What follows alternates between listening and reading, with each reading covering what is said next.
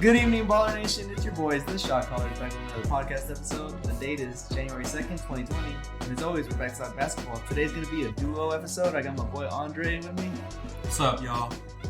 And we want to just give a huge shout out to all of our listeners out there. Hope you guys have a happy new year. Stay safe. And hopefully, any resolutions you guys may have come to fruition this year. We're going to kick it off with a little bit of social media, of course. If you don't already follow us, catch us on Twitter at Shotcallers Show. That's at Shotcallers Show. We're on Instagram, _Shotcallers. You can shoot us a message to shotcallarshow@gmail.com. And of course, you can always listen to us on Apple Podcasts, Breaker.com, Radio.com. And YouTube. And YouTube, of course, if you want to get a visual. This episode will be an audio only, but we'll still throw it up on there for those of you who like listening on YouTube and are already subscribed. If you're not, make sure to hit the subscribe button, leave us a comment, like. And as always, if you wouldn't mind leaving us an Apple Podcast review, that really helps us grow the show the quickest. But without further ado, we're going to jump into some news. Unfortunately, not the greatest news, or not good news at all, was the unfortunate passing of the previous commissioner, David Stern, who passed away at the age of 77. Mm-hmm. Our condolences and our thoughts go out to him and his family, and of course, this sent ripples throughout the NBA world. Andre, what do you know? What do you think of when you think about David Stern? I think about a lot. Mostly, the thing that comes to my mind, being a somewhat young person, a millennial, is him blocking the trade for Chris Paul. Yeah, Chris Paul to the Lakers. But yeah, man, David Stern. That's like the prime time for NBA for me. Like everything that happened, the Bulls dynasty, Lakers dynasty, everything through that, it all happened under his watch. And like it's sad to see like a man who had such a huge influence on like a sport worldwide pass the way he did. But yeah, I'm sure our hearts and our thoughts and well wishes go out to him and his family. Yeah, I mean, it's never a good thing. We all know what the end of the road is, and that doesn't make it any easier though. Just to recap some of the highlights. I mean, I think David Stern would want us to talk more about this, right? About some of the highlights in his career. I mean, of course, he became commissioner in 1984, but he played a big role in one of the bigger movements before even then, and that was creating the salary cap. Just the year before he became commissioner, he helped develop the salary cap. In '85. He brought to fruition what we all know as the draft lottery now, and there's some funny stories along him with that. Everybody talks about the bent envelope. Yeah. The year Patrick Ewing got drafted. I don't know if you ever saw the video. There's like a whole conspiracy theory that they helped the Knicks get that pick. I think it's funny. People who aren't Knicks fans probably dissected that video 1,000 times to say why he helped the Knicks get Patrick Ewing, but I think it's all speculation. I think it's ridiculous. Knicks haven't had much, but let them have it. Let them have that one. They at least won one lottery, right? Yeah. In 1990, he brought the NBA to NBC, so that's when it hit, NBA time. NBC. Yeah, we all remember the old graphics. The old theme. Yeah. It was funny. I was watching the Netflix special OJ versus the People, and they showed where they were in the NBC finals, 94-95 finals. Yeah, it was the Knicks were in those finals. Funny enough. The Knicks Rockets finals, and they panned away from the finals to give people the OJ trial. No, not the trial. The Bronco chase. Oh, yeah, right. And maybe that was like NBC kind of shooting themselves in the foot because it hasn't been on NBC for about 20 years now. I think the last year is 2001? Yes, almost 20 years. 20 years, right? So I don't know if that had anything to do with it, but as an NBA fan, I'd be pretty pissed, especially if I was a Knick or was Rockets fan. In 92, he created the Dream Team. He helped put together that team. That was kind of like the first year where they stopped taking amateurs. Yeah, for pro players to enter the Olympics. Yep. So then we started seeing a lot of these NBA players, and of course, we had the Dream Team with Jordan, Bird, Magic. I don't know anybody on that team. Ewing, easily, like all the greats, pretty much. Yep. One of the biggest changes that would differentiate the '90s basketball to the 2000s and millennium, or modern day basketball, and it's a big reason why a lot of people. It make it really hard to draw comparisons between generations was the hand check rule. Mm-hmm. So he got rid of hand checking in 2004, and now a lot of people say, well, the players now, that's why there's so much more offense. There was the zone, making zone offense. Both of those can just open it up for offense. Yeah, so that now everybody always brings that up. Well, we're talking about playing in this era or that in there. Last year when they were comparing, a few years ago when they were comparing the 73 win Warriors to the 96 Bulls. they were all like, "Whoa, if they played in that era, the Warriors wouldn't be able to drain all these threes, et cetera, et cetera." I think it actually makes it a lot of fun to have those comparisons. In 2004, he dealt with the malice at the Palace, issuing the longest suspension to a player ever, which was Ron Artest. He actually handled that really well, and that's the reason why we have a lot of the rules nowadays. I mean, we think about Isaiah Thomas. About 10 days ago. Yeah, he got suspended automatically, and everybody's gonna have their thoughts about should have he gotten suspended. He was instigated. What should fans be able to not be able to say? I, for one, think fans, you pay for your ticket, but there's a line you shouldn't cross. Right. But David Stern going through Master Palace, I think he handled it perfectly. You go out there, you're suspended. That just kind of removes all possibility for anything like that to happen again. Not to say that it can happen, but it makes it very clear. Very clear, what the punishment is. Yep. In 2005, this was a big one. He instituted the dress code. I remember seeing before 2005, you see Allen Iverson and the baggy sweats and the tattoos, the chains and everything. Yeah, the hats, everything. Yeah, for a while there, you had players only allowed to come in uniforms, right? Yeah. So you'd see like Tim Duncan and exactly. But now, I mean, they with the dress code, they have to look sharp, and I think it looks good. I think it looks really good. I mean, you might not be playing, but you still want to stand apart. Yeah, I think the modern dress code is pretty good. Like the players can have some fun. Yeah, especially like on Halloween. Exactly. You mentioned this one, 2011. He vetoed the Chris Paul trade. Of course, the Hornets weren't owned by a private owner, so they were owned by the NBA at the time, league. Right? So he vetoed that trade, which a lot of Lakers fans to this day will tell you kind of slowed him down. Yeah. But I mean, I ain't got nothing to say. I got a scheme of the game on that. In 2012, he issued the it was $250,000 fine against the Spurs for load management. That's still kind of there. Like, how do you treat load management? Because if you talk to the Raptors last year, they'll tell you, well, if we didn't load manage, we might not win the finals, right? They came to Game 7 against Philadelphia, and Kawhi had one of the best playoff runs we've seen to date. That might not happen if he has to play all his games, right? All 82. It's funny. The other day I was watching an old clip. I was watching the game. I can't remember the game, but it was the Mavericks, and they were playing against the Lakers. And towards the end of the game, it was a little bit out of reach. Luka had sustained like a minor little injury in a previous game, and so he was kind of watching. Wobbly, yeah. And I remember, I think it was Mark Jackson, he said, that's the old school load management, where towards the end of the game and it feels like it's out of hand, you just sit them. You just sit them early, like don't let them play the rest of the game, because they didn't play too much at the end of the game. But yeah, they found the Spurs, because, and I remember, kind of being disgruntled as a fan, and you can make cases for both sides. Do you want to win the title? And if the load manager is going to help you, you're going to win at all costs. The people who buy the tickets who go to the one game a year. That's the other side, right? How do you feel about waiting all season? People who buy season tickets, they wait all season, and now they can't watch the players they were anticipating. And that was during like the Heat era, right? So it was huge because the Heat were seeing people, and more so the Spurs. Kind of Popovich really kind of elevated it. But I remember everybody was anticipating that matchup on national television, right? Mm-hmm. The Spurs against the Heat. They had just played, I think they had just played the 2012 finals, right? And that's the one that the Heat won. No. Actually, that's the year after that. Okay, but that was the year where the Spurs were really known as contenders, and they were going to go, they were leading, they were one of the top teams in the West, and everybody kind of wanted to see that matchup to see how they would do. Mm-hmm. Ultimately, in that finals, the following finals, 2012, 2013, that's when, Ray Allen hit that shot. And then 2013 kind of continued some of the same thing with the load management, because people wanted to see the Heat versus the Spurs. Right. And Popovich was sitting his big three against the Heat. National TV. Yeah. That did not fly well. So. Yeah. And Stern's last year, right? Yeah. 2014 is actually when he retired. He lasted exactly 30 years. He might have planned that maybe at the beginning or sometime in the middle of his career. He was like, you know what, I'll stop right at 30. Right.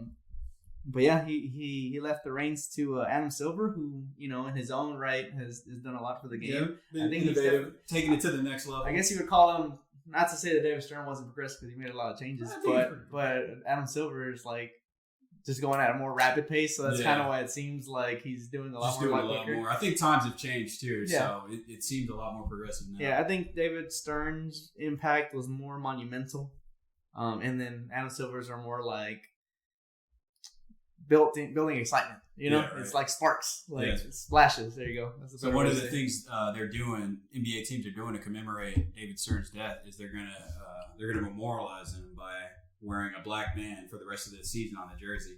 Which is kind of funny because David Stern was against corporate branding and stuff on the jerseys, but it's good to see that they're doing something for him. Are they covering the brands? No, they're not covering the brands, but he wasn't like you talk about Adam Silver being more progressive with he wasn't all about David Stern was 100% against all that. So, and I mean, but it's good to see that they're doing something. I think his biggest thing was always he didn't want to have those like soccer jerseys with like 20 sponsors on them. Have you seen those soccer jerseys? I have seen them. Like literally, the logo is the Bimbo. Bimbo, like the corporate sponsor is larger than the logo. Yeah, right?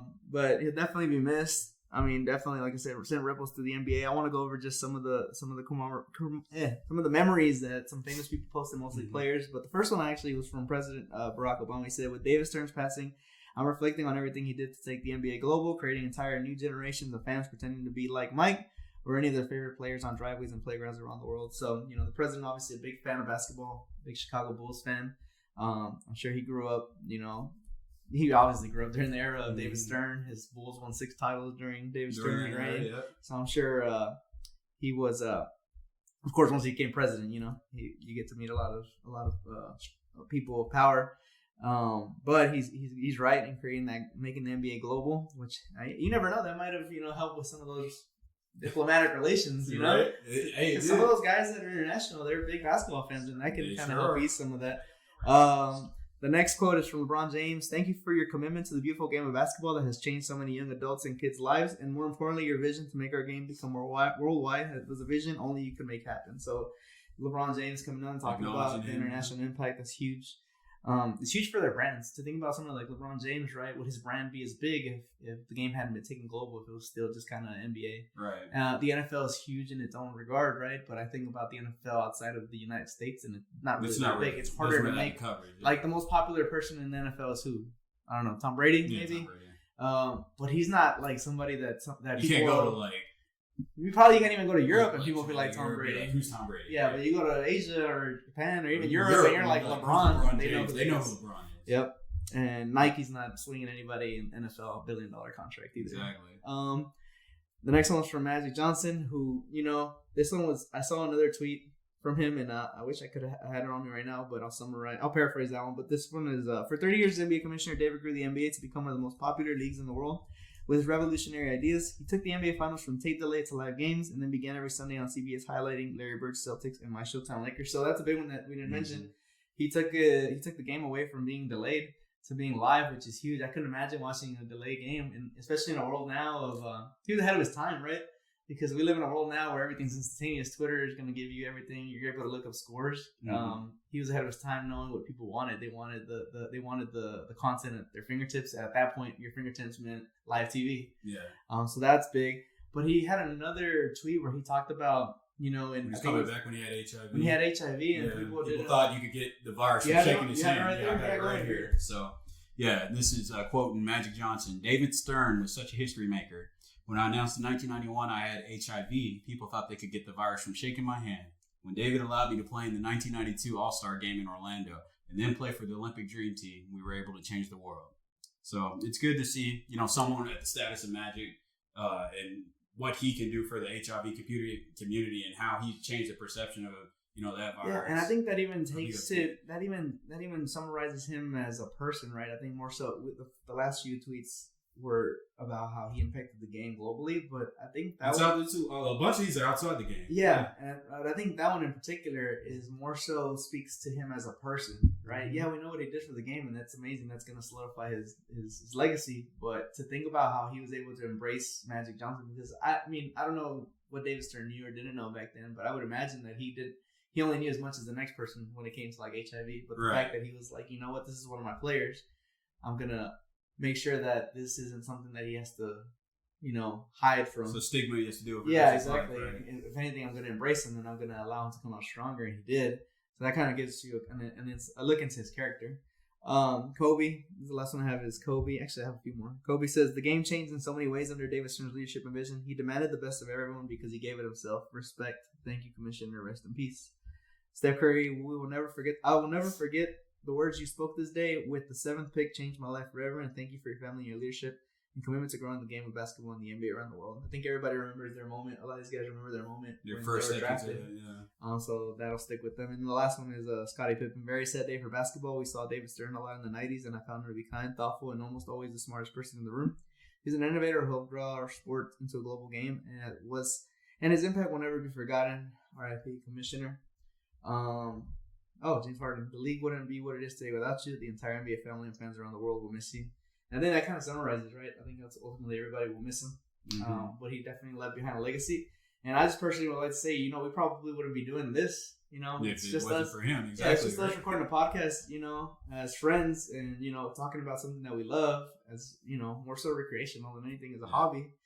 Where this will take us, who knows? But ultimately, we probably wouldn't be doing this if it wasn't for him. They didn't build it. Yeah, they didn't build the sport into the game that it is, the global game that it is. So we just want to say, again, our condolences and thoughts are with his family.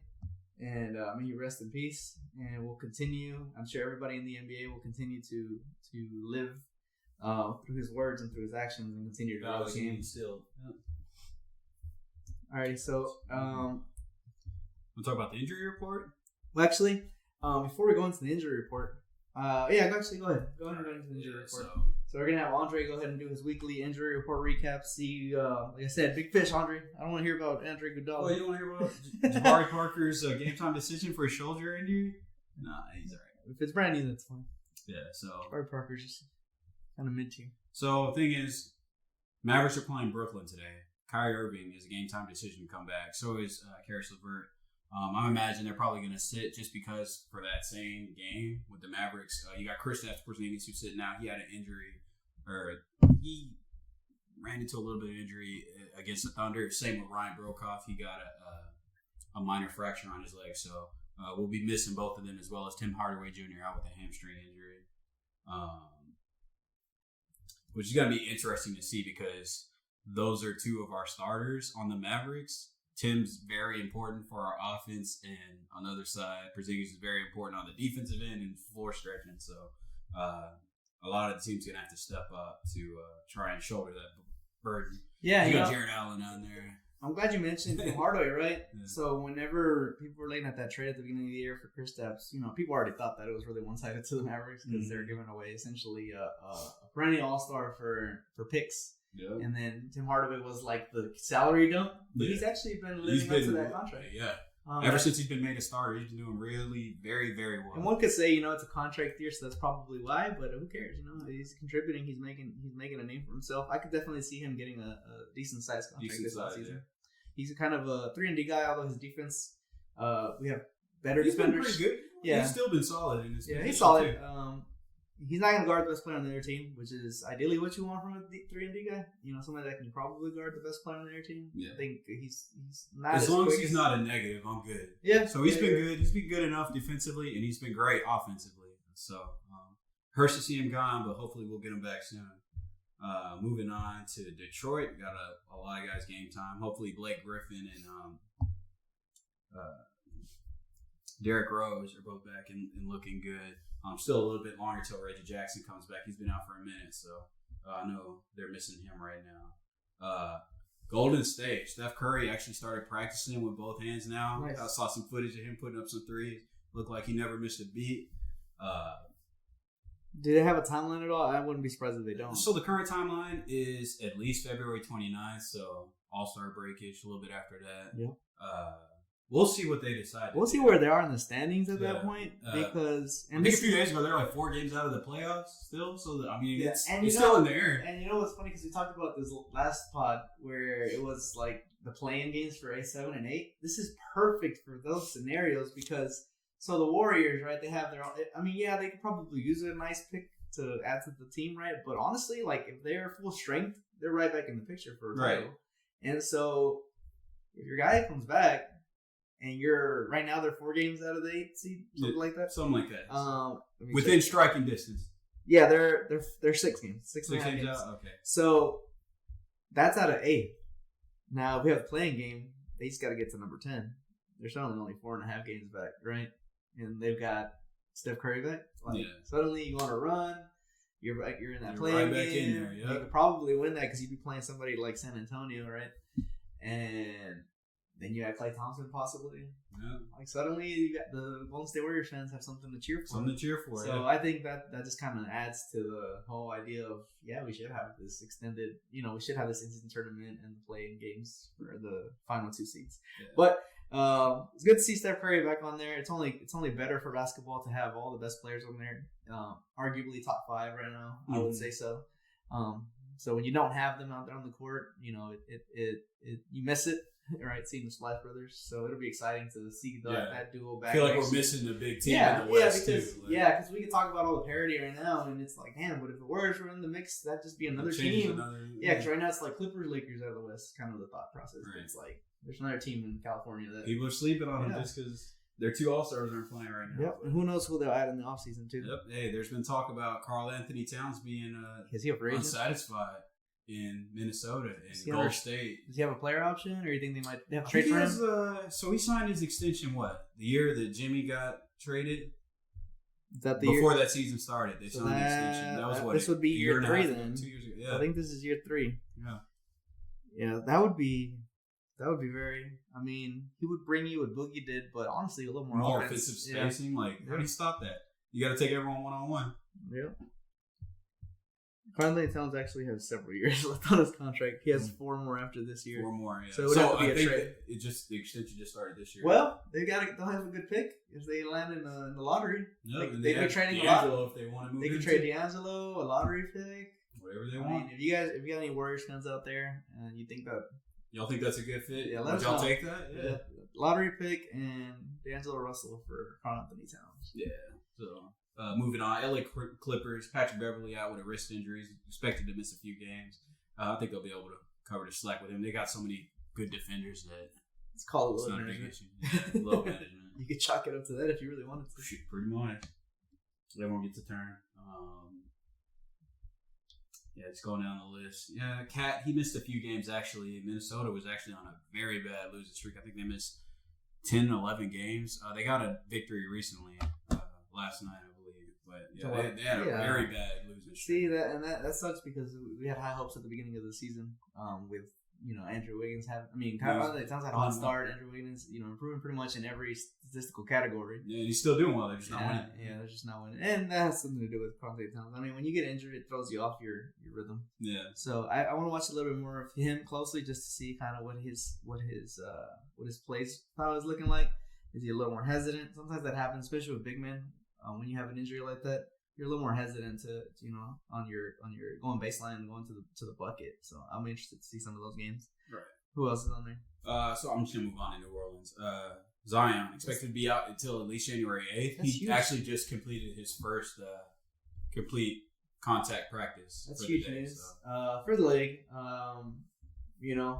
We'll talk about a little bit of news right now in a second, but all the hype around Zion Williamson before the season started. He had that huge contract with Jordan, which leads me into the other part of the news. Luka recently just signed with Jordan. Mm-hmm. So 2 young stars signing lucrative contracts with Jordan. All the hype around him, it's kind of been a bummer not to see him. We just talked about, not having the Warriors. It's just, this bodes so well for the NBA to say, hey, we're having all this parity and we're having all this, all these teams doing very well. A lot of, guys really coming into their own and making a huge splash. And we're still missing all these talented stars. Right. And it's crazy. Like, we're set up for probably the next 10, 15 we got, years. there's plenty of talent to hold us over, even with all the great guys, getting older. So I'm looking forward, man. We still missing KD too. KD. Yeah, it's crazy. KD's kind of like at the midway point. He's got probably 5. He can play till he's 40. KD? I think so. With all his injuries? This is his 3rd injury, man. Yeah, but I don't think... Fair to LeBron. LeBron's never been hurt. LeBron's barely hurt last year. I think with KD, you gotta. I'll say on this side, I really would bet against the 40. Yeah, just because this is his 3rd major injury. So you think this is his last contract? No. It won't be his last contract, but I guess when I'm thinking 40, maybe he'll be on a roster. Mm-hmm. But no, he's not going to be KD anymore. Yeah, he'll be like Dirk. Yeah, he'll be like a Dirk. Yeah, I can see that. So that's most of them. Actually, Jonathan Isaac had a bad knee injury. It turned out it was just a bruise, a strain. There was no structural damage to his MCL, ACL, quad. So he'll just be out for a few weeks. They're going to see what's going on with that. Yeah, you mentioned he was having a good season. When I saw that, I was like, oh, comes that jinx. Yeah. But good to hear that's nothing major. Yeah, but looking at Orlando again, you got Aaron Gordon who's suffering from like some kind of Achilles soreness. So that's the You gotta be extra careful with those. Yeah, it's a game time decision. If I was him, I'd take it very easy. Well, it's negative. There's nothing torn. Yeah, but there was nothing torn for KD either. That's true. That's how it goes. That is true. I would err on the side of caution. Everything's connected, man. So even if you aggravate one part of the ligament, something else completely different steps. That the last one? I mean, there was one with the rest are kind of just like continuous. Yeah, Rui Hachimura, he had a groin injury, a really bad one. He actually had to have surgery, so he's going to be out for a few weeks from the team. It was groin, but it was more like where the boys are. He got popped in the boys? He got popped in the boys, man. So feel bad for the guy. So I hope he's feeling better soon. The Wizards, they need something more to look forward to. But yeah, that's it for most of them. Man. Cool. I guess I did want to touch on Mike Conley too. He had a hamstring injury, but the Jazz have actually been playing a lot better with him out because he has been a huge negative this year, and that's unfortunate. Just because there was high hope for them. I know you were big on him being added to Utah. I thought they were a dark horse. They still make the playoffs. I mean, they're still probably make playoffs. They're still in the playoffs, but it would suck to think that adding Mike Conley makes them worse. Yeah, and I don't think it's necessarily Mike Conley. Maybe it's just him adjusting to the play. It's a lot of like the roster composition stuff, right? So for sure. You got Joe Ingles moving back in the starting lineup, who works very well with Rudy Gobert, who's good at setting picks. So Joe Ingles will like dance around that until he get a shot. Exactly. I don't know. Hopefully they can figure it out. Cool. But yeah, that's it.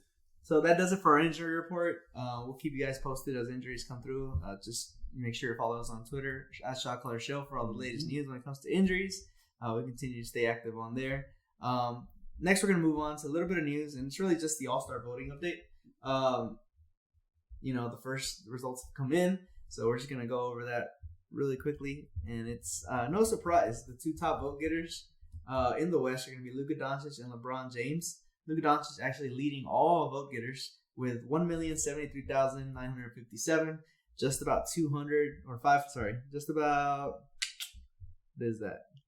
narrowly beating Giannis with about 600 votes, 599 to be exact. Giannis leading the East and being second overall. For the front court, of course, Giannis' front court, Luka Doncic's guards, as last year was. These two guys right now would actually be the captains. So then Luka would actually be drafting for the West, and Giannis would be drafting for the East. So I'll go down the list here in a second. Actually, let me go down the list right now. So guards, Luka Doncic, James Harden, Damian Lillard, Steph Curry, Russell Westbrook, D'Angelo Russell, Donovan Mitchell, Alex Caruso, Devin Booker, and John Morant. Front court, you got LeBron James leading with his co-partner Anthony Davis in second, Kawhi Leonard in third, Paul George, Karl Anthony Towns, Kristaps Porzingis is actually getting some votes. At 6, Nikola Jokic, Carmelo Anthony, who's that boy Caruso, Brandon Ingram, and Dwight Howard. So, as of right now, I thought Caruso was in there. No, he's not there. Actually, yeah, I mentioned him. He's a guard. I was reading the front court right now. So as of right now, if I'm not mistaken, 6 guards, 6 front court. Is that right? Or yeah, because it's 3 teams, right? Yeah. And then 1 reserve. Yeah, so 10. So 10 going. Yeah. What, 10 going? Yeah, because three teams and then 1 reserve. 3 teams. Yeah, so I thought it was just like top 12. Oh wait, you know what? Yeah. I'm all kinds of wrong. I'm sorry, y'all. And then the East leading all vote getters, like I said, Giannis for the front court. And then in the front court in second is Joel Embiid, followed by Pascal Siakam, Jimmy Butler, and Jason Tatum. Taco Fall, Bam Adebayo, Gordon Hayward, Andre Drummond, 10 Domantas Sabonis. Guards in the East, Trae Young, Kyrie Irving, Kemba Walker, Derrick Rose, Zach LaVine, Ben Simmons, Jaylen Brown, Kyle Lowry, Bradley Beal, Spencer Dinwiddie. Is there anybody that stands out on this list that you're just like maybe they're a little too high? I can think of somebody out the top of my head in the East. I'll just go ahead and say it. Kyrie Irving. Hasn't really been playing. That's not. And you got Steph Curry in there too. In the West. Exactly. Richard will tell you this. He doesn't hold a lot of. I guess, merit to the All-Star games. People talk about 14-time All-Star or whatever. That's great. Obviously, the person was great to be that All-Star. Yeah. It's popularity contest, right? Steph Curry on the West, Kyrie Irving number 2 in the East. for guards. These are the fan votes too. So the coaches and the players have a vote too, as well as the media. They probably won't end up there. Yeah, so I think it should just go to the players. Just let the players vote. The players vote. That's enough votes. That's like a real popularity contest, dude. What? Yeah, but you're gonna get some. You're gonna get some more. You're gonna get some guys that are gonna get votes based off of what they're doing for the year, as opposed to his popularity. Like, guys aren't gonna vote for Steph, even though Steph is great. Like, they're just not gonna vote for him. He's injured. Caruso, he might actually go up. You know what I mean? Like, that's just an idea. If the coaches and the players vote, I think that'd be better. That's cool, yeah. Maybe even the media. Well, you gotta let the fans have some input. I guess that's true. I guess we need it. We should have some. Well, I mean, you're right though. It doesn't even matter that much because Luka Doncic was like.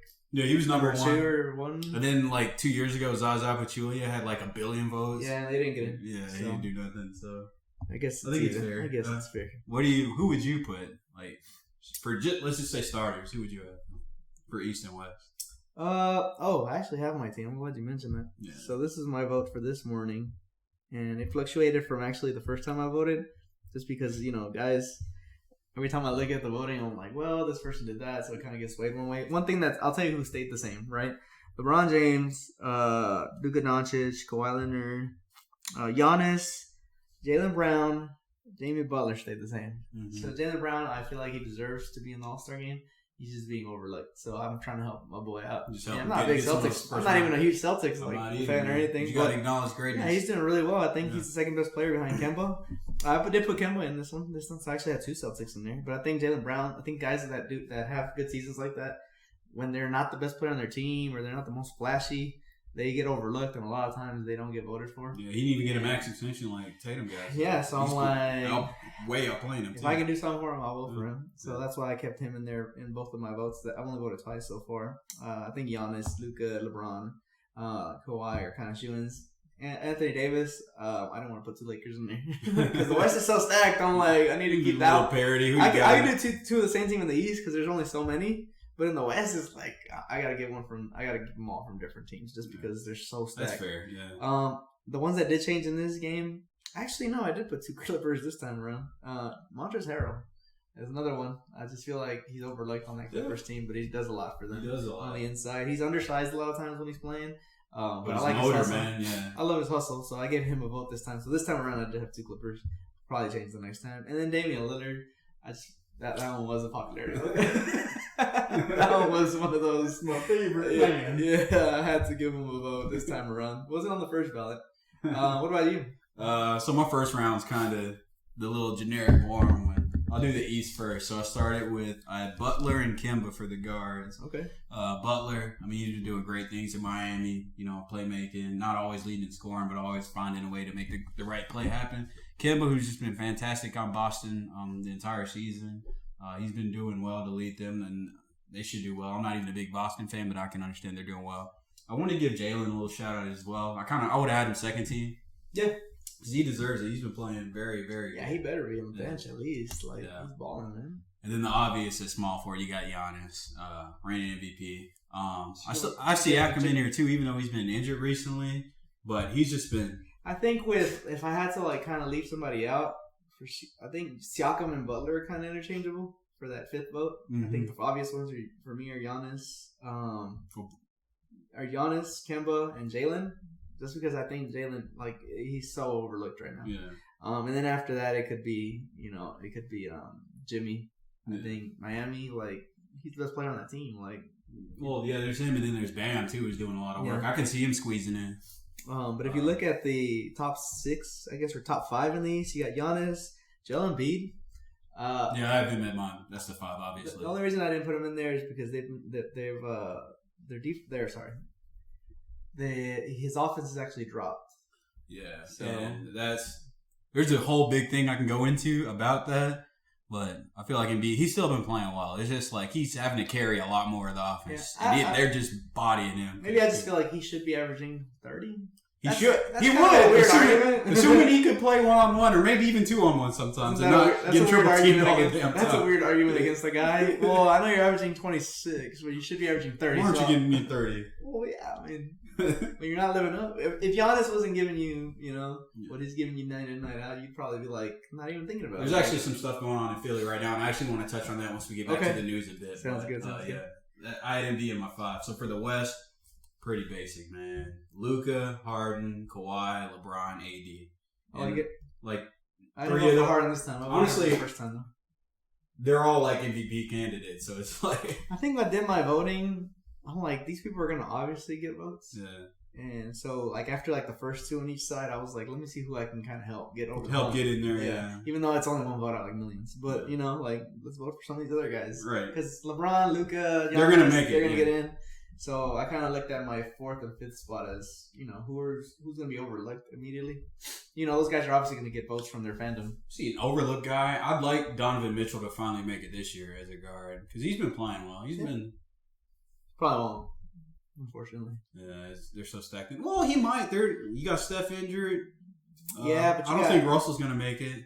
You don't think so? They're winning. D'Angelo Russell? Oh, I thought you were talking about Russell Westbrook. Oh, yeah. Westbrook will make it. Yeah. He'll probably be second team. Yeah. But him and Lillard. And I can see D'Angelo coming in third team, maybe. Jokic is balling. Oh, not D'Angelo. Jokic is starting to ball now, though. He is, yeah. If I can see... He's not going to make first team because it's just too stacked right now. But he'll be second team. You think Luka hold on to the top vote, get his spot? Yeah. I think it's his time. I think he should have made it last year. He's got obviously he's got the U.S. vote because he's just having an MVP level season. But he's also got the Euro vote. And, he might have the Mexico vote now. Yeah. After that game. He got him, yeah. But I think he had the second most in fan votes last year. So he'll probably But I don't think the players in medium gave him his credit. But, yeah, he's definitely first round. I think they just didn't want to put a rookie in. Yeah. Which is idiotic. Anything that the media votes for is kind of stupid sometimes. Yeah. So, definitely. Personal bias, arbitrary shit. Yeah. We're the media, so we can do that. We can say that. Yeah, we can say that too. Cool. So that does it for our update on All-Star voting. I think there's probably, 2 more weeks after this one left of voting. So if you haven't voted, there's a lot of ways to vote. NBA.com. I think you can catch it right on Google, like on the browser. You just type in NBA All-Star voting and it'll pop up for you. That is for that. Andre, did you have something that you wanted to talk about when it came to the? Well, actually, you know what we'll do? We'll hit on our. When we come back, we'll hit on our pick'em game recap. And we'll also recap some of those games, and then Andre's got a little bit to talk about.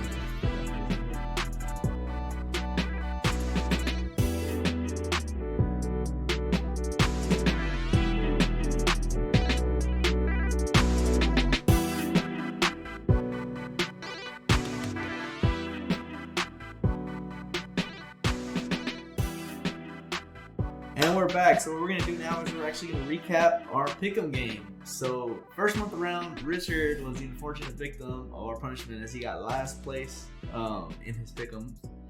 This month, we did a few extra on our second pick. We only did 2 total weeks. After the first week, Andre was in the lead. Richard was in the lead by 2 points. Me and Andre were tied. After week 3, we had Richard and Andre both go 4 for 5. I believe Andre hit one of the upsets, and I hit one of both of the upsets. So that makes Richard the winner, as I myself won an unfortunate 1 for 5. I just want to say that every single one of the losses that my teams had were all within 5 points. So they were all close games. Unfortunate losses. I can name a couple. Dallas and Toronto. Dallas was leading the entire time. That was a heartbreaker. That late lead. Atlanta lost to Cleveland. I believe it was by 3 points.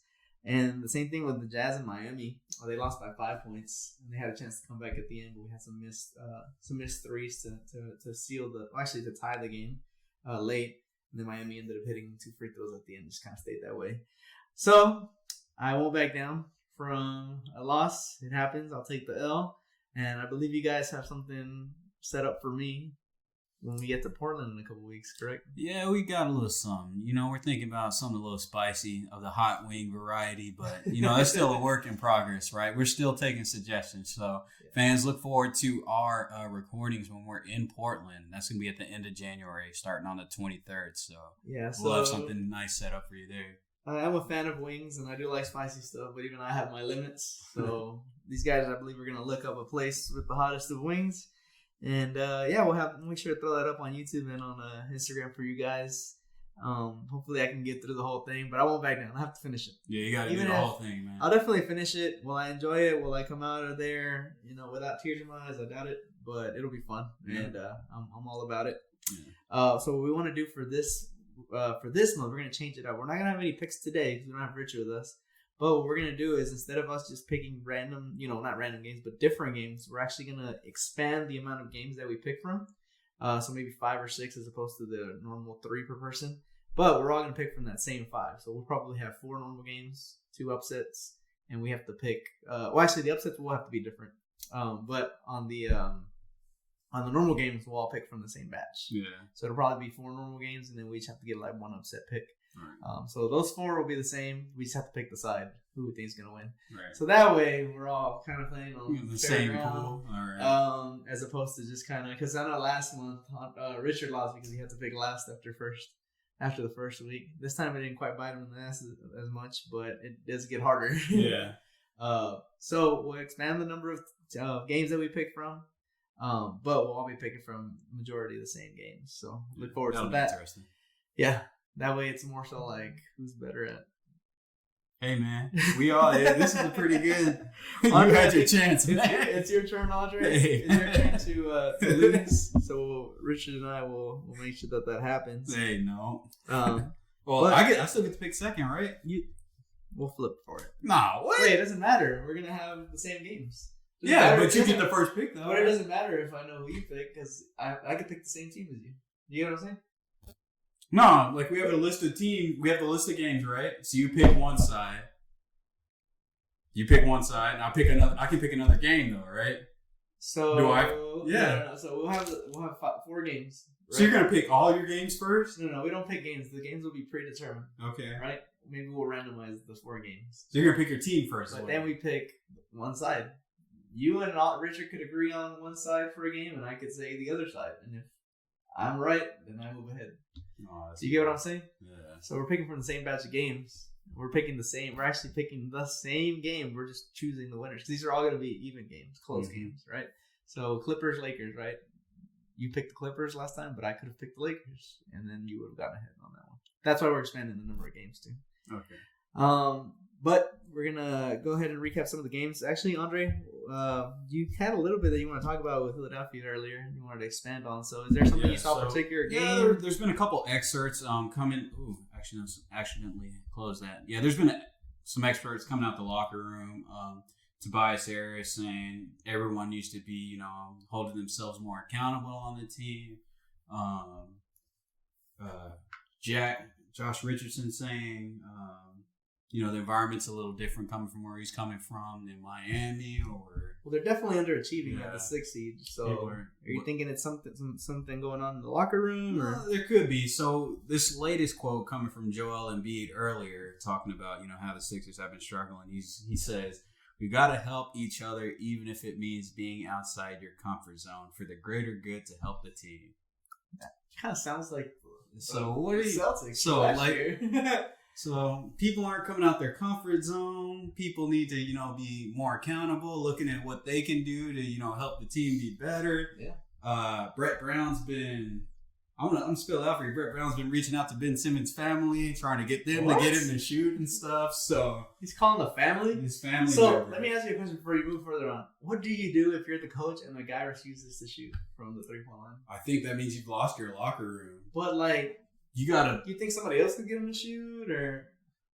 But I think you should be able to. If the offense isn't working, well, don't you think that he should just do it? Like he should just do it, right? Bench him? I mean, you don't want to bench him because of the talent. But at some point, you should bench him and be like, "Hey, if you don't shoot open shots, it's not looking very good." Yeah, so just like Sixers. To stop painting around the bush, we're talking about Ben Simmons not shooting and how that's affecting the Philadelphia 76ers offense.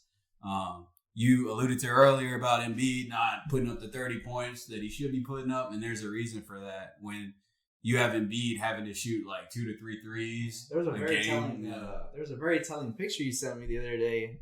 Who were they playing? The Nuggets? I can't remember, but everybody was in the paint. Yeah, and the closest guy to Ben Simmons was probably 13 feet away. Yeah, right, something like that. So it can be crippling, and like you guys have said over and over this year, like just the very idea that you are willing to take the shot forces the He's defenders good, out. yeah. Even if you don't make a bunch, and he has made them. He's made 2. That's 2 more than last year. Well, like, look at Giannis over the past few years, all right? Like, he wasn't exactly shooting lights out for 3, but he wasn't afraid to take a shot. Yeah. And now look at him now. He's Forces shooting the like... defenders to at least respect the idea of a shot, right? Because are you going to leave the guy wide open? At the end of the day, this is an NBA player capable of hitting the shot. Might not be in the high efficiency, but the fact that he's that wide open, are you just going to allow that to happen? Right. The answer should be no, right? The answer should be, it doesn't matter who it is. He could be You should Boban be able out to there. cover I mean, I him. saw Boban He'll shoot a 3 the other Dwight day. Howard will shoot him. Yeah, because the very fact that you're so wide open, Shoot it. let's take it, right? Because Yeah. if you drain it, what happens the next time around? The You're gonna defense think has about to it, do yeah. something. They can't live with the fact that you shot that 3 every time, even though we hear that all the time. People are like, oh, we live with that shot. Because, for instance, the Rockets. Oh, it's okay. You guard James Harden from behind because as long as you don't give up 3, you live with the 2, and then he kills you on the free throw line, right? Right. It's dumb. Like, you have to respect all parts of the Everything, game. And yeah, he might not be a high efficiency shooter, so you don't have to like necessarily be on him. But That's still a threat. still a threat, Yeah. especially when you make even if he makes 1 in a game, he can go 1 for 6. But like if he goes 1 for 6, that changes the game because now they're like, damn, he's taking the shots. Now we got our rotations change. You know, we can't just sag off Throw on the another pick and roll. guy in Embiid. And right. now you can run the pick and roll with Yeah, those you can run the guys. pick and roll if he's willing to shoot. Yep. So I don't know. It's So what do you think, man? 6th seed in the East. What does this say for the Sixers? They're going to make the playoffs. But it's disappointing for me because actually I had the Sixers potentially winning the East, and this was going off of Ben Simmons. He talked about it in the summer. He talked about everything. He was like, "Yeah, if there's an open shot, I will take it." There was an interview where he said that, and it just hasn't been translating to his gameplay, man. The last time he took a 3 was like over 2-3 weeks ago. That was the last time he took an open 3-point shot. He's not even he's scared to drive because he doesn't want to shoot free throws. so A guy that big and who can finish and draw the contact. You don't mind? It's a mental thing then at this point? I think it is a mental thing. It's one of those you're scared to fail, but you need to fail in order to learn and improve. And Does he have a mid-range jumper? he kind of has a little ghetto fadeaway that he goes to sometimes, but That's the problem. it's Because you that's think not about enough. guys like Chris Paul. Chris Paul doesn't know how to shoot the 3, but Chris Paul makes a living in the midcourt, right? Yeah. But he can run the pick and They roll. run the pick and pop. Actually, pick the and pick pop. and pop's probably the most efficient part of his game, and that makes guys come off the paint. And that opens it up for guys like last year, like when he played for the Rockets, Capella, right? You have to watch the damn lob every time because you can't. You got to cover Capella on the inside, but you have to respect the shit out of his mid-range game. Exactly. So come out, lobs, and James Harden obviously was another guy that ran that with him, and James Harden's a whole other species. Yeah. So comes down to what can the coach get? But- What can you get out of Ben Simmons? And if not, if that's not going to work, do you trade him? So You fire the coach? What do you? So a 2-part question. Yeah, You kind of asked it right there. One, do you see them making the coaching change sometime in the midseason, and what would warrant that? And then 2, would that even solve their problems? Like, who would you? Yeah, so it's a 2-tier problem, right? Yeah. This was to say that the next coach. Who's available on the market anyway? It's I think about last year because I'm sure you were alluding to the fact that they're this year's Celtics, right? I think I heard you say that at some point. Brad Stevens was supposed to be this architect, yeah, right? This And genius. then it comes out. And then the next year, when you run into adversity in the locker room and guys aren't getting along, if that's the architect, that should be the guy that can pull them out of it. Right. That didn't happen. Yeah. So. And it comes out the next year with him taking responsibility over everything, saying, "Hey, that was my job to keep the locker room in order, manage egos, and define roles." It didn't do that. It must feel very discomforting to be a Philly fan. Yeah. And also to be the Philly front office who just gave him that contract. Exactly. Because you're not just gonna move him, And So when that's a when thing you too. remove the other, when you start removing pillars and you're like, oh, it's not the coach. Maybe you replace the coach, and then nothing happens. Still doesn't pay attention. Still doesn't develop. Okay, it's not the coach. Joel Embiid is obviously not the problem. He's your leading scorer, right? Lead defender. The only remaining piece is Ben Simmons, and that's a very early take because we're a third of the way through this season. But that starts to look as one of he's quickly turned into a bad contract, one of the bad contracts, right? Right. That's out there. So hopefully he gains some confidence because I think at the end of the day, shooters, it is a confidence thing. Do you have the confidence in yourself to take the shot despite knowing that you're not very good at it? Yeah, but even the worst shooters have done it. You got Ricky Rubio, not exactly the best shooter in the world, but even him, he got that confidence to shoot, especially when he was on the Jazz. Yeah, and so you got to take what the defense gives you, and that's how you make your team better. And I'll use the local big man, right? Who traditionally the center position doesn't take a lot of threes, but the Mavericks, Kristaps Porzingis, who isn't shooting lights out from three there, 32%. 32. That's not lights out. That's not a guy that you're just like, but he still draws attention. You cannot sag off of him. You can't. This is a 7'4" center hanging at the 3-point line. You got to put a guy on him. Exactly. That's why he's such a mismatch for guys like Dwight Howard who don't traditionally will guard on the perimeter, and that goes both ways on that matchup, right? But because Kristaps is the strongest interior, but it forces him to move out, and now it opens up the paint for guys to cut. Exactly. That's why the Mavericks are the one offense, and that is why Embiid's not doing so well, because you don't have anyone stretching that floor, so you got a dude sagging back, packing the paint up. So that's one team that we're gonna keep a close eye on. I know Andre, you've always been a heart-over aficionado of the Sixers, so keep us posted on that. One team that I will keep my eyes on is going to be the Houston Rockets. They've kind of turned over a new leaf, huh? They got Eric Gordon back. Yeah, well, you would think so. And that's actually who I'm going to talk about is Eric Gordon. I had him as my most improved player of the year at the beginning of the year, of course, due to injury. I don't think there's any chance of him getting that, particularly because he was having a rough start to the season, and then he was out for a month and a half with an injury, about 6 weeks. Just came back, first 2 games back. He did okay. Not super efficient. It's gonna take him a while to kind of get back in his rhythm. But one thing I'm gonna keep keeping a close eye on is I watched the last couple games, one against the Pelicans, and then the other, remind me. So they lost against the Nuggets. Yeah. So he played one against at Pelicans, and then another one at home against the Nuggets. They won the second one.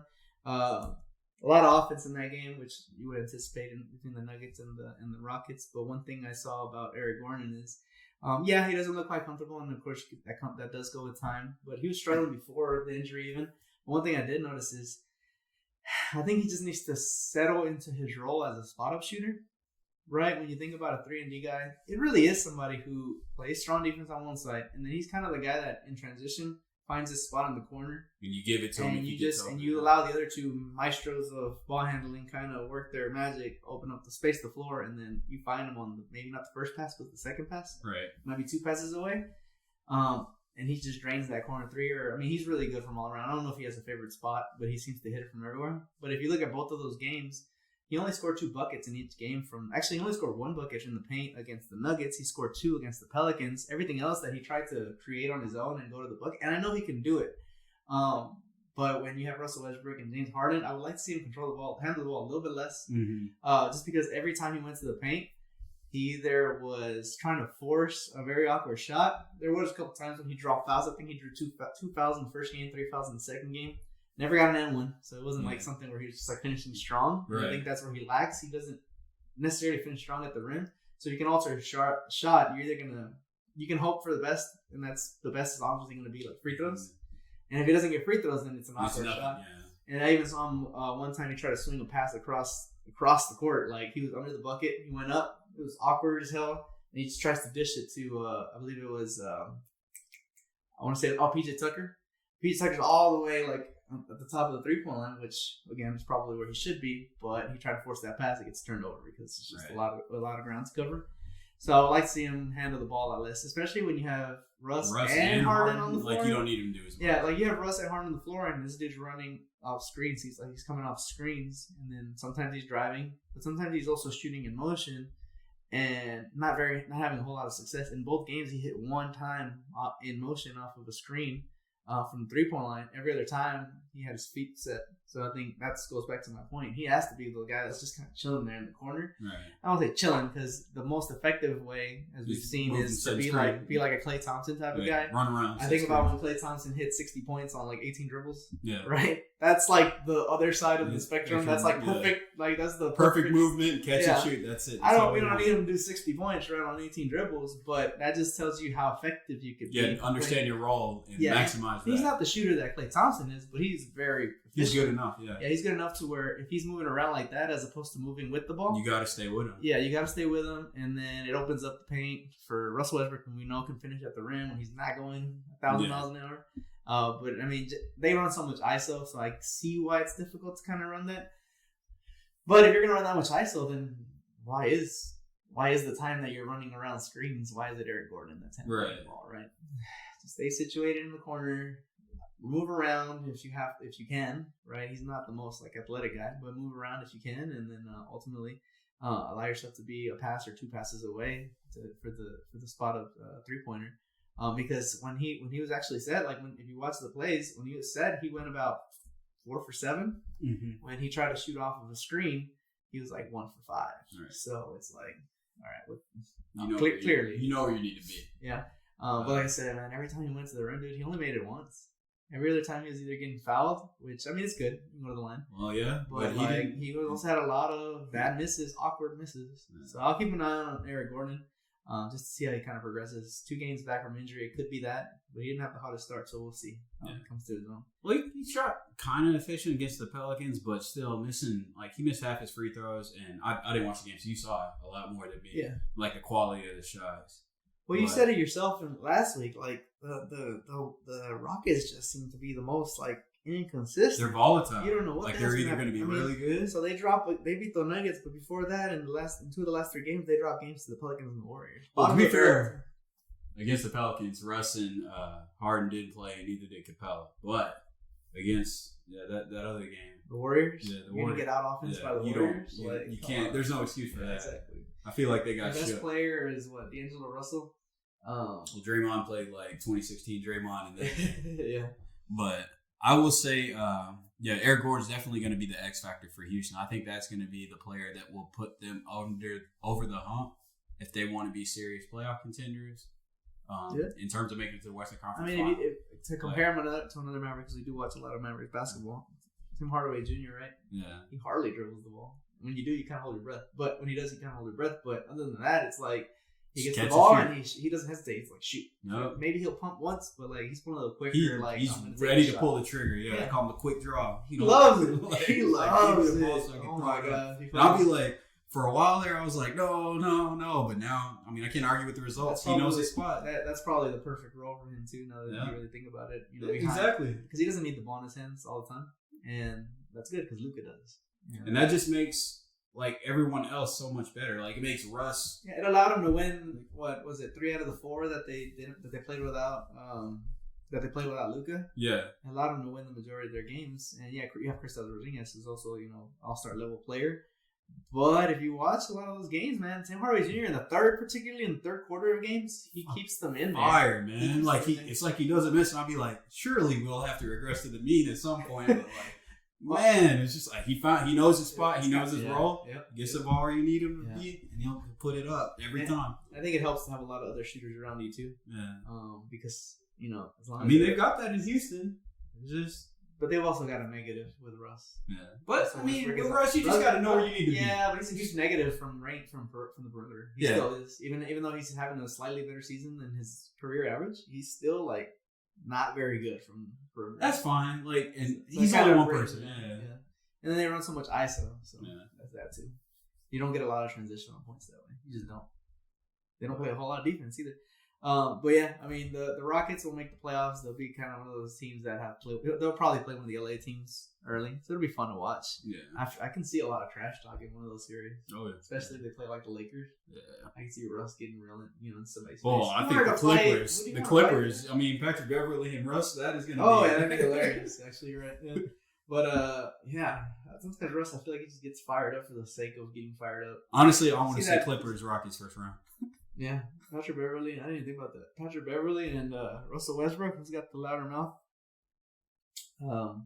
I think the Clippers need Patrick Beverly's loud mouth though to kind of get under people's skin. Yeah, you saw that game against the Lakers, man. He made that late play, that late swat. That block on LeBron. Yeah, that's huge. Yeah. Any guys that can do that. Another team we continue to watch, the Bucks. Can they get to 70 wins, Andre? They are 20-3. Actually, sorry, 31-5. That's 21-3 in the conference. 31-5. So they are on pace to win 70 games. What do you think? I'd like to see how they're doing at the cusp, All-Star break because teams are still kind of competing right now. in their strength of schedule, they've actually gone against a lot of good teams early on. So they'll probably get some of the weaker ones at the backside. So if those guys start giving up, they can definitely make it. Our boy Giannis is not a fan of load management. Yeah, he gonna do what it takes. So he'll play all 82 if he has to. I think he's already missed one game, but he'll play the remainder of the games if he has to, right? And even if it means that they've clinched the number 1 spot, which they'll probably clinch around game 70. Mm-hmm. They'll probably clinch the number 1 spot, especially if they maintain this pace. But I mean, I feel like he's somebody who wants to cement his legacy. He's not okay with just one MVP. He wants that second MVP. I think you can tell, but he wants to ultimately. I mean, he wants to win. Yeah. He wants to win the title. I think they'll come out of the East. I really don't see a contender, especially with the woes you just talked about with Philadelphia.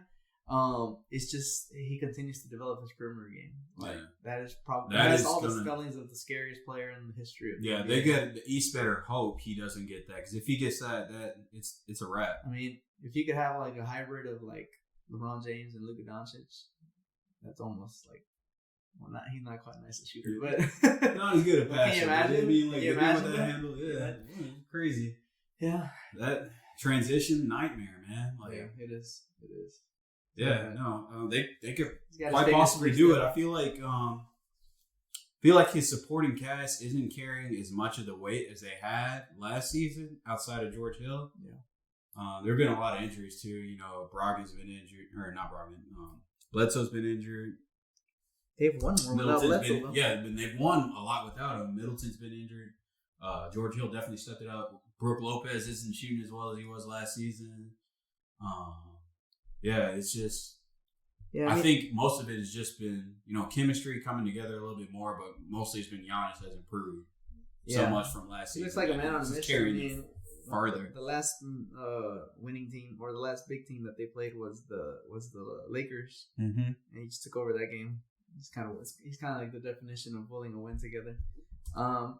Not to overly simplify, but Giannis is just kind of that freak of nature that he's just hard. Beat you on the inside, slowly making you respect the outside game, and like who can guard him. Yeah, and then he's willing to make the pass if you throw too many people at him too. So it's like, how do you stop that? He definitely is, and not to mention his defensive prowess. Yeah, so I don't know. They might hit 70. Yeah, seems like they're well on their way. Hey. At the beginning of the season, when I said that to Richard, his eyes lit up like, what? I told him like they could very well be playing with 70 games. Likeliest team to fall off. Likeliest team to fall off. Yeah. I'll give you some teams that are in the playoff hunt. So at the bottom of the East, you got Brooklyn, Orlando, Chicago, and Charlotte. And then at the bottom of the West, you got the Thunder, the Spurs, Portland, and Memphis.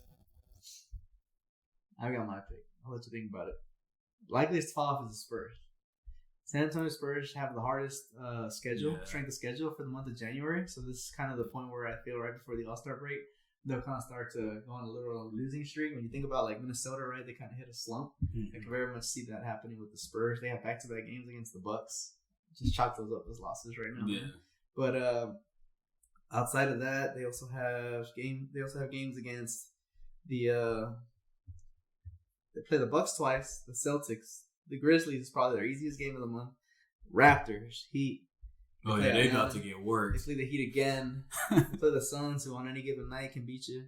Play the Pelicans, and then the Raptors, Bulls, Jazz. So they got a couple of like, you would say couple easy of sprites, but those are more like even games for them. Even games, the way they're very much the underdog. So with the Spurs kind of being all over the place. Yeah, I think it might be time to blow it up. Yeah, you talk about inconsistency with the Spurs. This is kind of consistency on the wrong end, right? You just don't know what you're going to get from LaMarcus Aldridge. And DeMar DeRozan.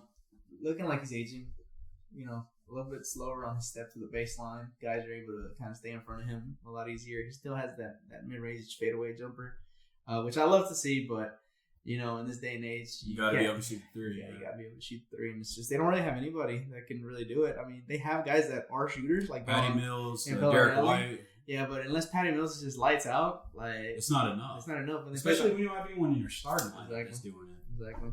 So I think that's my pick for likeliest to fall off. It makes sense. That's a good one. I want to say OKC, but really, I feel like they're gonna make some trades. But at the same time, they have nothing to lose. Like they don't they don't really care about. What scenario could you see? Are you talking Steven Adams, Chris Paul? Any of them. I'm pretty sure everyone except for the young guys are willing to be traded. Yeah. They had a big win against the Mavericks the other night. They did. Chris Paul did, 13, 14 points in the last quarter? Yeah. Guess from mid-range. Of course. I told you this, right? He's the most efficient mid-range shooter in the history of the NBA. Yep. Yeah, it's crazy. Smart man knows his spots. And I don't know, man. They might want. I think with a guy like that, they might go for a playoff run. If they trade, then you're right. But I think if they don't trade him, they have nothing to lose. Yeah, they've already got their picks. They're gonna play to win. Yeah. Likeliest to see an horizon. Warriors. The Warriors? Okay. I'll say the Warriors. The Warriors? Yeah. Do you think they'll get... I mean, are you kind of hinging that on Steph coming back? Yeah, I think if they let Steph come back, they'll go on a bit of a run, I think. Okay. I feel like they figured some things out. D'Angelo, we've always been getting beat up a lot recently. Hopefully he stays healthy, but if he can come back and things start looking good, and Clay's been doing contact practice and stuff as well. He's been running around and jumping and shooting and stuff. So I don't know. It'll be interesting to see what they look like coming in the spring. Yeah, I can see them going on a quick little run there, or I can see them just tank the whole way through. Man, we already at the bottom. We like to hear it. We'll be back. I mean, if they can get a guy, they want to. I haven't looked closely at the prospects for this coming year, but LaMelo seems to be the consensus number one pick. If you. What would you do, man? You just flip you talked about a trade scenario, so maybe they hold on. They're okay with getting the lottery pick, and they do send that Minnesota's way or maybe another team's way. That'd be the smart thing to do. Whether the other team bites, who knows? So you're right. I mean, Minnesota's a fan of the lottery, so yeah, they like it. I mean, it ain't done much for them, but you got these two really huge contracts on the young guys. It just doesn't seem to be panning out. 2 number one picks, and it's not getting you anywhere. So you might as well. To go with who I feel will fall off, San Antonio in the 8th spot, likeliest to shoot upward, or the highest upside, I think, is Portland, number 9. Just because they've been hanging around there in that spot, they've been getting wins that they should get. They're not losing really to any teams that are just. You know what? They're not giving wins away. Well, the reason why they're losing is because they're missing pieces that are coming back. Exactly. Yeah. I saw a tweet the other day. That boy Nurk. Yusuf. kind of teasing that he'll be back soon. I would anticipate no earlier than the All-Star break, but perfect time. All-Star break, everybody comes back. Get a little warm, get your reps in, ready for the playoffs. Nurkic, right now they're 1.5 games back from playoff contention.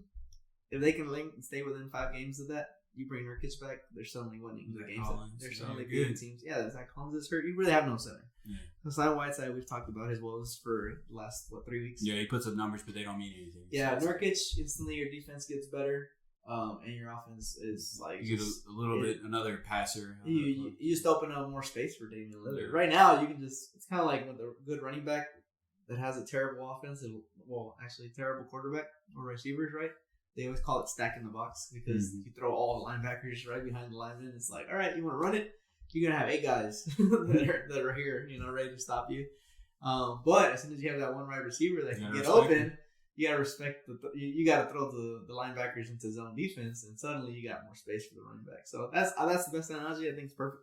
But that's essentially what you have, right? Nurkic is that wide receiver that you gotta respect. You gotta respect. So now it opens up more space for Logan Lillard to do his thing on the outside, and McCollum. We know CJ can have his games. He's not the most consistent guy, but reliable. You still gotta respect him. He can create his own shots, which is that doesn't come at a premium. So I think they have the most potential to swing upwards. We're gonna go watch them here in a couple weeks play against the Mavericks. So we'll have probably a more detailed recap of that game. Yeah. Probably post some pictures of the Moda Center. And just pour. Well, they come here too on the 17th. So we might catch them before then. Probably catch both double. Yeah. So that'll be good. If you guys have any teams that you'd like us to focus on, maybe you're an Atlanta fan who sees a lot of promise for the second 2/3 of the season, let us know. Shoot some message on Twitter at Shotcallers Show. That's at Shotcallers Show. We'll make sure to have our pick'ems games for next week. Richard will be back to talk more basketball. The season's still young. Like I said, we're only about a third of the way through. A little bit past the third of the way through. All-Star voting is in full swing. If you haven't already voted, make sure you do that. Make sure you get your favorite player in there. Luka. I'm excited to see those All-Stars, even though the All-Star game is kind of an exhibition. Mm-hmm. It's always fun to see All-Stars. Like I said, we'll be important in a couple of weeks, so make sure to get you guys a recap of that game. Just keep the messages coming. Oh, actually, that reminds me, we actually got some fan mail. This one, it's kind of a funny one. It's from Ramiro, I believe. Yeah, Ramiro. So he has a question. He's actually asking for advice. So he says, this question is for Andre and JV. I need fantasy basketball advice. Let's say I started a league with a co-manager. For any of those who don't know what a co-manager is, that's somebody who runs your team with you. The whole season I signed up for his fantasy basketball league. For this fantasy basketball league was because... Sorry. The whole reason I signed up for this fantasy basketball league was because I had an expert as a co-manager. Since the start of the league, the co-manager missed the draft and hasn't made a single roster move. Should this co-manager still call themselves a co-manager? Asking for a friend. Keep up the great work, guys. So Ramiro seems to have a little predicament. He calls the other guy an expert, so I'm assuming Ramiro probably doesn't know quite as much as this other person. So he brought in a ringer, I guess you can call it, to help him co-manage that team. Guy did not show up for the draft. And he hasn't made a single move, and we're a third of the way through. So should he call co-managing? It doesn't sound like he's co-managing. It sounds like he's, I don't know, just co-out of there. He's co-AWOL or it's kind of the guys that write your coattails until you make it, right? Mm-hmm. He's hoping Ramiro pulls off the W, and then come back and collect all the credit. So no, Ramiro, I think you need to go ahead and block this guy out of the team. Yeah. Go ahead and change your login or whatever you got to do. Yep. I've played quite a bit of fantasy, mostly football. I have played fantasy. I've actually played every game: fantasy baseball, fantasy hockey, fantasy basketball. Fantasy football is by far the easiest because you have one game a week. Yeah. Or not one game, but every team plays one game a week. Really easy to manage. You put your roster in, ready to go. Basketball, fantasy basketball is a little bit harder. That is hard. There's a lot of work. There's two different formats, right? So you can do the format where it's daily scoring, where like every single day you can change your roster, or you can do like a week-long one where you set your roster for the week and however many games they play. That's still a lot. But it's still a lot because you're drafting like a center, you're drafting like a power forward, two power forward. Like I think in total you draft about 12 or 13 players. Yeah. And it can be a lot because, they play 82 games. So definitely a little bit more difficult there. And if you don't know, like the depth only goes so far either. I mean, like after the first few rounds, you're probably going to have all starters, obviously. But I actually had a similar situation happen like this in a fantasy football league of mine. So that's the reason I say, just cut the ties with him, Ramiro. But in my situation, I actually had a guy who didn't have a co-manager at all. I was the commissioner of the league. I've been the commissioner for the past like 6 or 7 years. And we had a guy that just stopped managing his team. Man. This is a paid league, so I really could not understand what happened because this guy paid $100 to join the league. And then he just said, "No, I'm done." He just would never do anything. He wouldn't. We had a group. Did he set his roster at least? Just whatever it was every week. Bye weeks came. That's when I started realizing that this guy was not going to be active because football has bye weeks. So there's a week where your player just doesn't play. If you don't change it, you're pretty much lost, giving away points, right? Giving away wins. Yeah. So. That's when we kind of realized he wasn't playing anymore because he wasn't being active on the group messaging. He wasn't setting his roster when that first bye week came and they didn't get set. Everybody was furious because, there's only so many wins to go around. And when you're competing for a playoff spot, if another team is getting a free win, it doesn't feel very fair. Right. So what I actually did, and I don't know if Ramiro wants to do this, you could just easily cut off this co-manager. We actually gave the team to somebody else. We found a third party kind of person, somebody who everybody knew, just to kind of set the roster. They couldn't win. Right, but we just wanted to make sure that they at least kept those games competitive. Right. At this point, the team wasn't in anywhere near making the playoffs, but we needed to make sure that every game was fair. So that was unfortunate. I think that's a good way of doing it. That was the guy just gave away $100 though. Pretty much. I guess he must have been balling like that. Needless to say, he's not in the league anymore. But Ramiro, cut ties with this co-manager. You should give us a name, see who this co-manager is. Yeah, let's call him out. Call him out. We'll go ahead and put his handle on here if we have it. Yeah. No, but on all seriousness, that sucks to hear, but the season is still young. I don't know how you're doing. Let us know how you're doing, actually.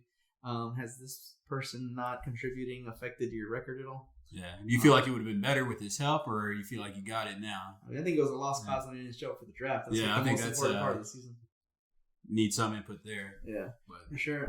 Maybe next year we'll run a little fantasy basketball league of our own, and then if some listeners want to get in on it, Yeah, definitely do it just for fun. Open league, yeah. Do it just for fun, and then who knows? Maybe we'll open up a fantasy football. We should do our brackets too for playoffs, like we did that one year. Oh yeah. We'll definitely do a playoff brackets. See who has the best bracket in this year's NBA playoffs. But if we do end up doing fantasy football next year, fantasy basketball next year, we'll make sure to have a little quick segment to help you guys out there who might be playing fantasy basketball. We appreciate the email, Ramiro. Keep it coming. If you guys have a question, need some advice like Ramiro, or just want to express how you're feeling about the show, let us know. Send us a message to shotcallershow@gmail.com, or feel free to DM us on any of the other social media mediums. _Shotcallers on Instagram, at Shotcallers on Twitter, and even in the comments on YouTube. We really appreciate it. But that does it for this week's episode. Until next time, I'm JB. This is Andre. We're the Shotcallers. Peace.